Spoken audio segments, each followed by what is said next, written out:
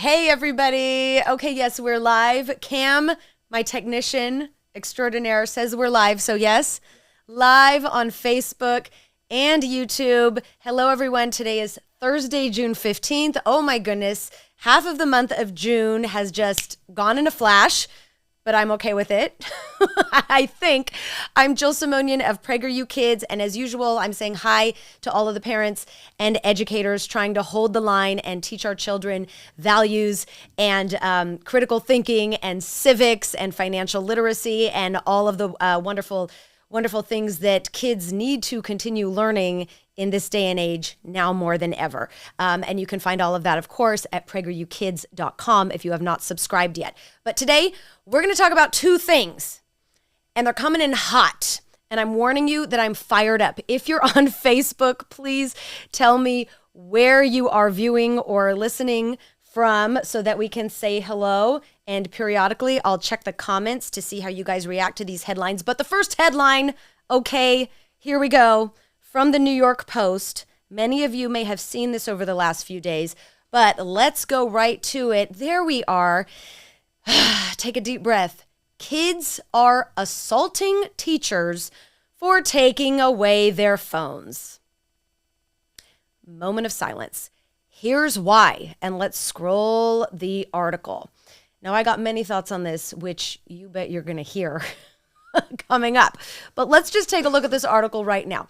The year isn't halfway over, and already 2023 has seen teachers punched in the face, pepper sprayed, and even beaten unconscious for attempting to confiscate students' phones and devices. I don't think this is a laughing matter at all. At all, okay? I come from a family. My sister's a teacher. My mom was a teacher. My grandma was a teacher. I have respect for teachers, educators, administrators, who are decent teachers, administrators, and educators, by the way. Uncompromised teachers, educators, and administrators, by the way. But I don't think this is a laughing matter. Experts say this uptick in violent outbursts is fueled by two causes. Okay, so two causes. One, per the experts noted in this New York Post piece, they say that teens who are literally addicted to their smartphones, coupled with ineffective school policies about phone usage. I don't disagree. The addiction to smartphones is real. The ineffective school policies is very, very real. And you can look up this article, New York Post, why kids are assaulting teachers for taking their phones. You can continue to read this article on your own. The article does continue, and I'll just summarize it for you. Let's see. Cell phones were banned in New York City's public schools by former Mayor Bloomberg. The policy was then reversed by de Blasio in 2015. Now it's up to individual schools and sometimes individual teachers to establish their policies. So here we have some blurry images described as such. In May, a video of a student pepper spraying an Antioch, Tennessee teacher who had confiscated her phone went viral. And there's another picture of the student with her face blurred out, I'm guessing because she's a minor. The student reportedly yelled at the teacher, "Give me my phone." The article describes the various violent outbreaks in different schools across the country, how teachers, this gentleman is one of them, is frustrated with how many teachers are citing that they are frustrated with how they did not go into the teaching profession to police students' behavior and phones, but rather they, went into the education field to educate children. And so the article describes all of those frustrations. If you're watching right now, you can see that one teacher has this system where kids can check in their phones at the door when they sit down, et cetera, et cetera. Here's the thing that I want to take away from this article. Number one, addiction to smartphones is not news. I want to repeat this. I appreciate this New York Post piece as a mother, as someone who works in the digital space, as someone who worked in mainstream media for 15, 20 years now. I appreciate this piece saying, hey, everyone, perhaps we should all push to take cell phones out of schools officially for the sake of students' mental health. But reality, several years ago, wake up. I'm going to snap my finger. I told you I'm coming in hot today. Several years ago on CBS's 60 Minutes, I believe. And I'm saying this from the top of my head because at the time when I reported on this several years ago, I happened to work for CBS Los Angeles News. And I remember 60 Minutes at that time had a whole segment about the gamification of social media, how similar it is to taking a hit of cocaine, okay? There were scientific studies that came out talking about how addictive and destructive social media is for people's brains, not only adults, but yes, adolescents. Pediatricians for years have been saying that screen time for toddlers curbs brain development. Anxiety and depression are unquestionably linked to screen time and social media usage for teens and adults. We know that the gamification of social media and the digital apps that many of our kids and teens seem to continue to have access to and to use, especially TikTok, are destructive. And now people are saying, oh, maybe cell phones should not be allowed at schools. Now they're saying social media is destructive. You're too late. Wake up. Where have you been?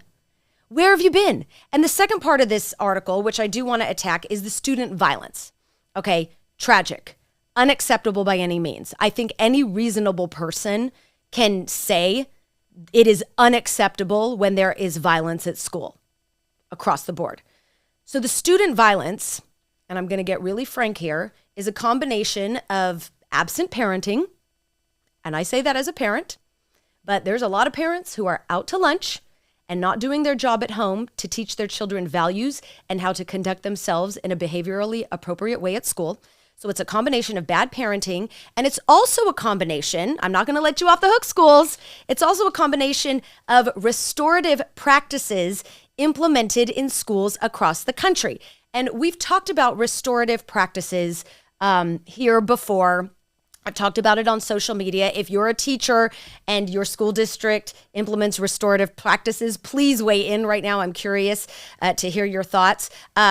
If you don't know if your school district implements restorative justice policies in your school, ask. And here's why. Restorative justice, when put to use in education, means oftentimes that teachers, administrators, and staff are prevented from setting standards or implementing consequences for disruptive or dangerous behavior at school. It ties the teacher's hands.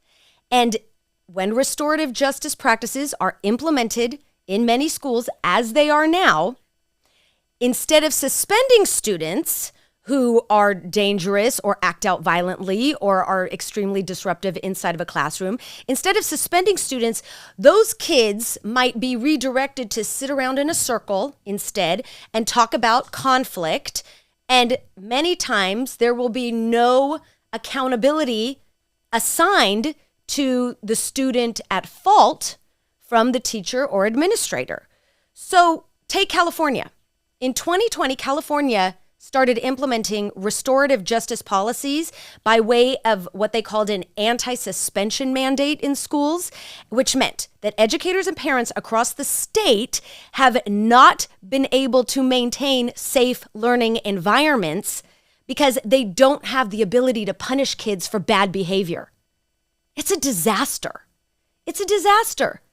Ask any teacher in California, particularly, if they can properly hold kids accountable for severe behavior disruptions. And most of them, at least the ones that I've spoken to, the hundreds that have written me DMs on my Instagram or sent me messages on Facebook or simply commented on posts, the majority of teachers that I've interacted with have not been able to punish students.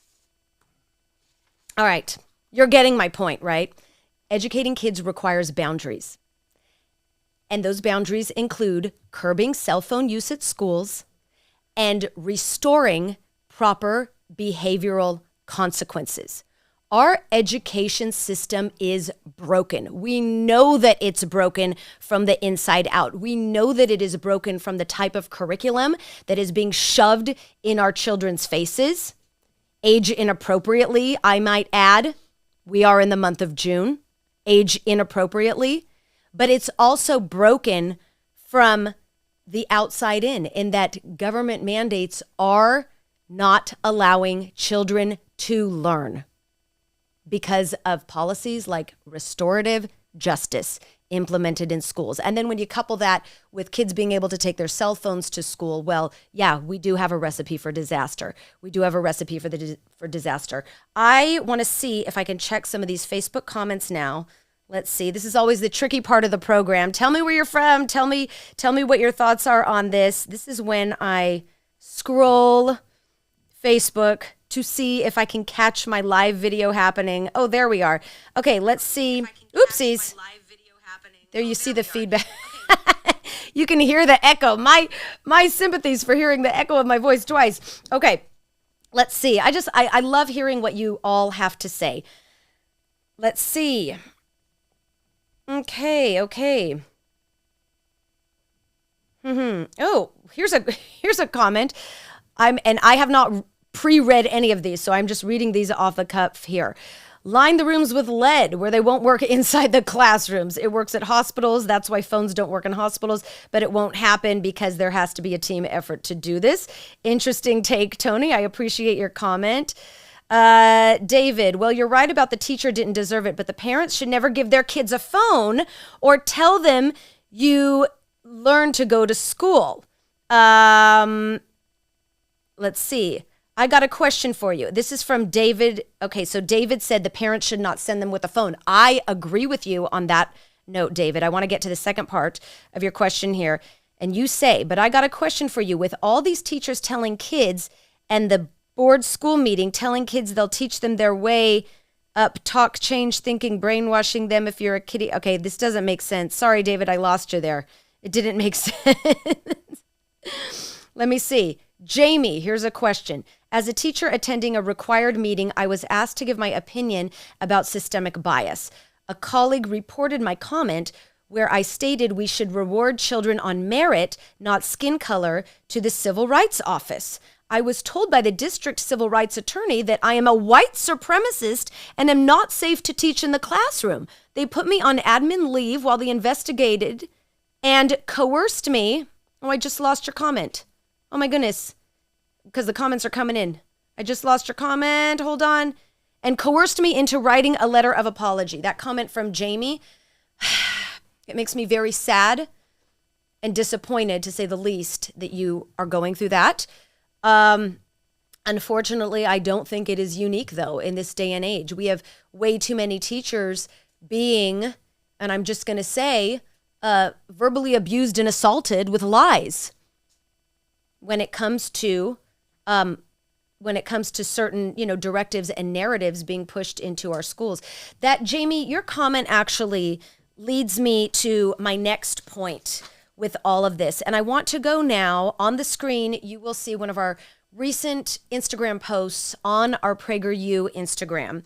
And it's a screenshot, a series of screenshots from the 5-minute video that former public school teacher Kali Fontanilla did for us, describing why would a teacher who loves teaching quit her job. If you haven't watched this 5-minute video, Kali Fontanilla, Kali, please look it up on our website, prageru.com. It is a phenomenal 5-minute video really describing from the inside out, from a former public school teacher's perspective, how compromised our education system really is. And she was from California. So why would a teacher who loves teaching quit her job? And the answer, as you can see on this Instagram post, is when her job is no longer about teaching. Kali's video talks about how for 15 years she was an ESL teacher to middle and high school students, and the last 5 years were at a public school in Salinas, California. She talks about how she loved her job and she became an educator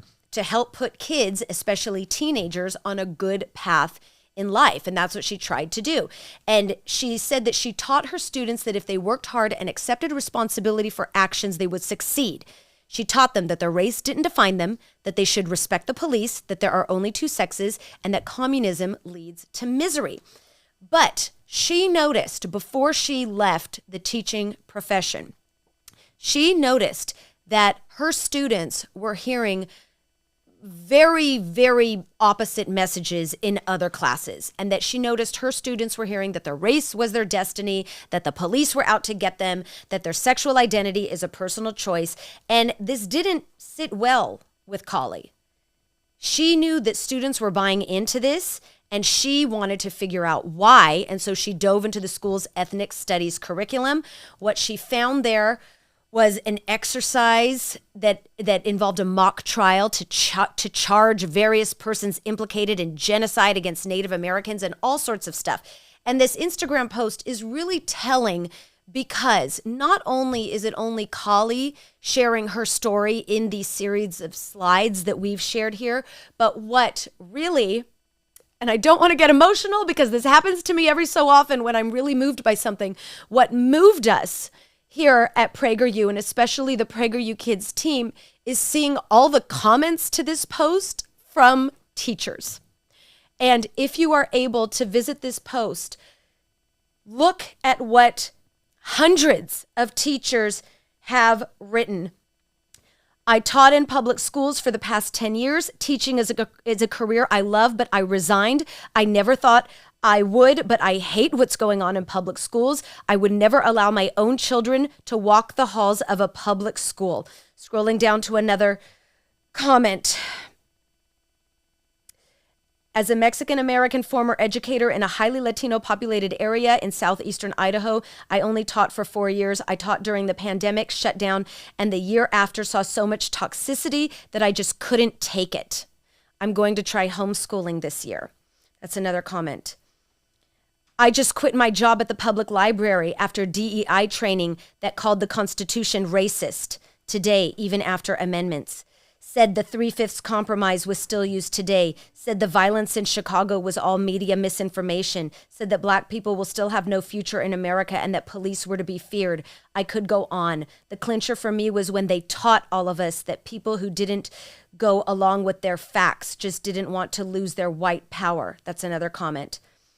I'm scrolling down. I taught public school for almost a decade before deciding to leave. It was such a hard decision as I love the children more than anything. But then again, that same love for the children is also what made it easy.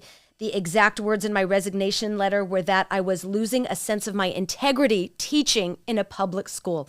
The comments go on and on and on. And they are not one-liner comments that people drop.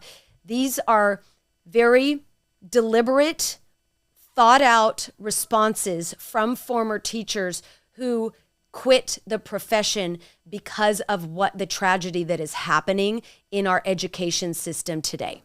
And my heart breaks for all of you who left a comment.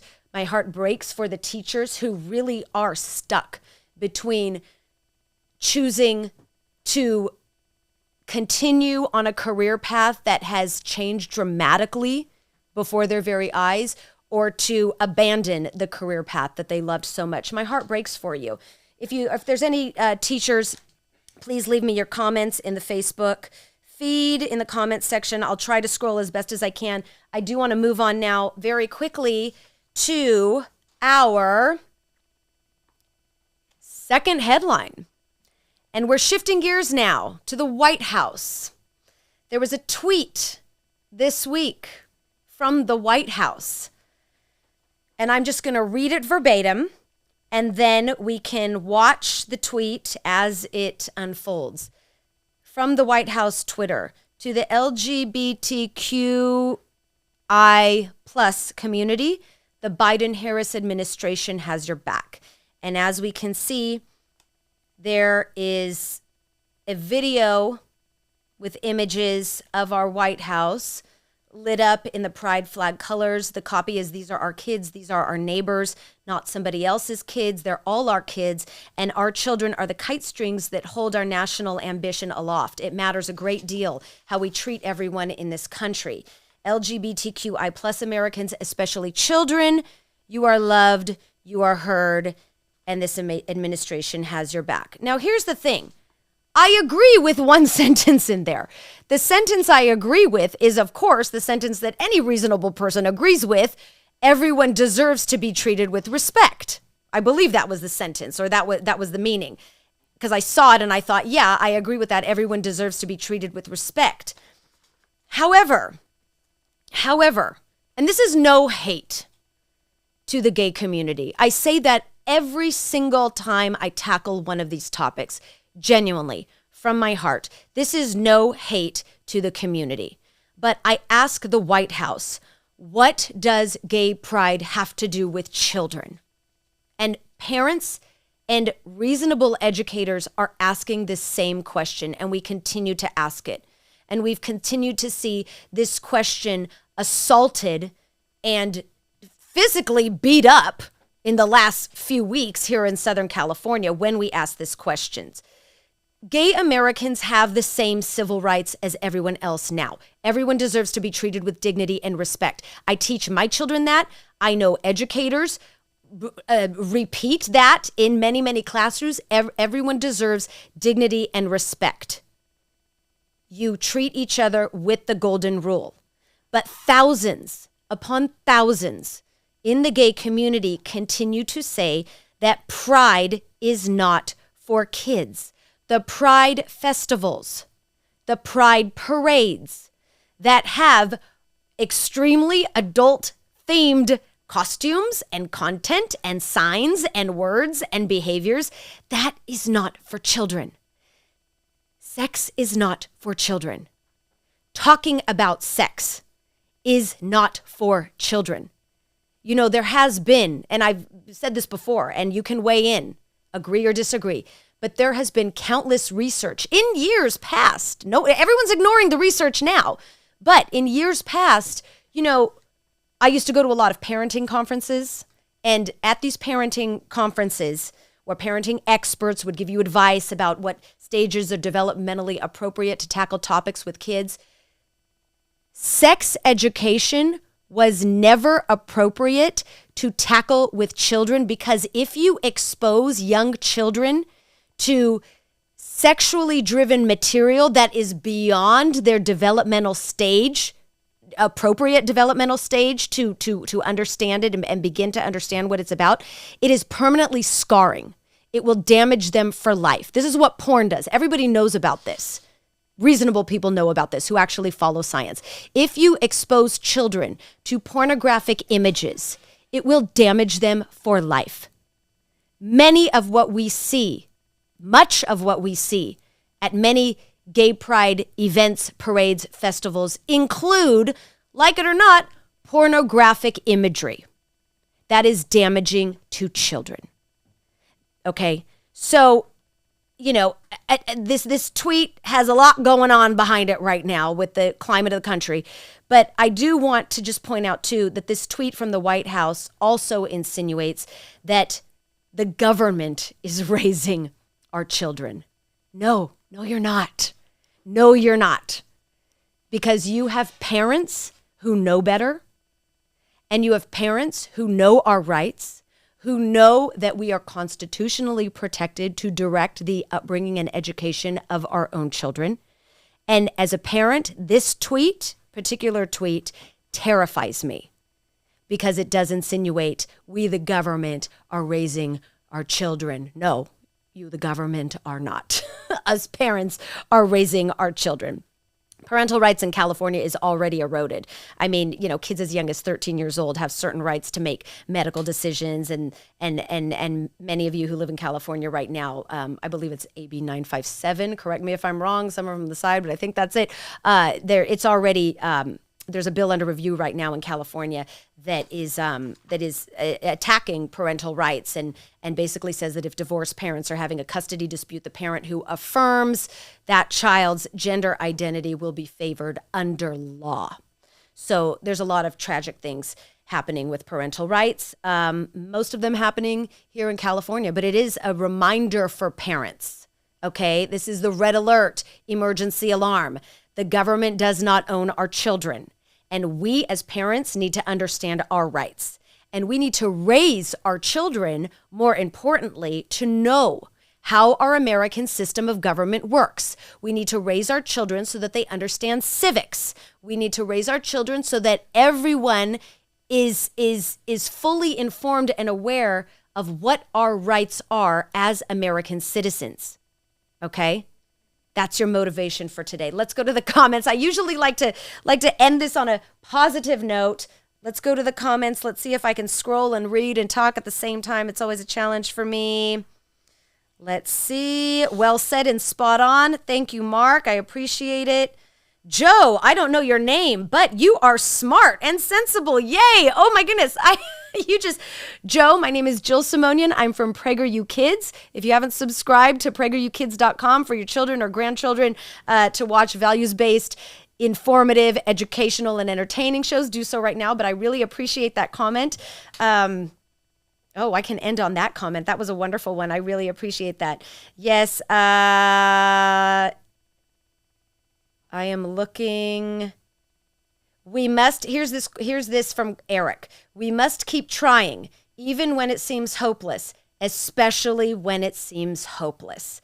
Thank you, Eric. I'm going to leave that right there. We must keep trying, especially when it seems hopeless. That just got me fired up. That deserves a round of applause, Eric. Thank you for that. Thank you for that. All right, everyone. Quick reminder. I'm going to go back to my computer screen here so that you can see PragerUkids.com. These are our free educational shows and videos and magazines and resources to raise and educate our children's values, character. We can nourish their minds with truth, with values-based knowledge that so many schools have abandoned now. We have programs from kindergarten, Autos, Tales, and Craftery, all the way to high school, middle school, and up. Street Smarts is all about civics. Guess or Mess is about historical figures.